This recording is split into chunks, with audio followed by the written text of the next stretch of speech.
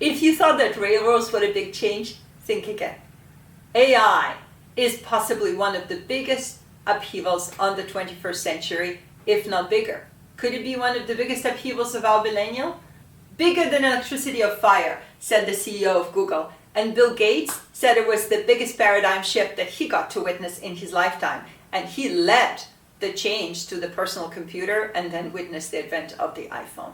One of the questions that we here at Vivaldi get most is, what's the impact on leadership? What does it mean to lead in the age of AI? Are you going to be leading machines? Are you going to be leading collaboration between humans and machines? How is it going to happen?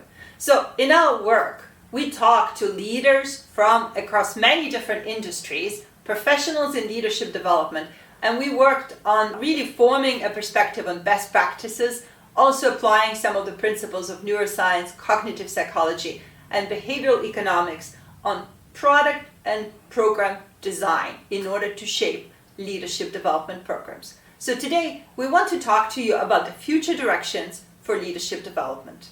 First, it will mean that leaders in the future will need to collaborate. We predict that the time spent working alone decreases, and humans increasingly are going to need to spend time together working with others. Kind of like in a Google setting where people all go in a room to solve a problem, as opposed to one individual team member coming up with a solution and showing it to everybody else. This will mean that we really need to train leaders from early on to collaborating, working together, and solving problems together. The biggest problems of our day cannot be solved by any person or company alone. Second, we think that leaders are really come in all different shapes and sizes. So there is no such thing as one leadership style and one leadership profile. So leaders will increasingly need to lead in their own way. And leadership development needs to recognize that, allowing leaders to zero in on their strengths so that the team can benefit from it. Third, leaders will ultimately need to be practitioners and be open to experimenting.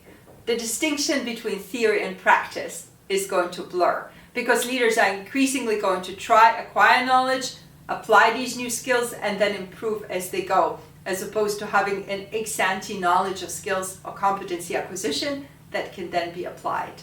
And fourth, very importantly, one of the key roles of leaders is going to be to really transmit their passion and inspiration.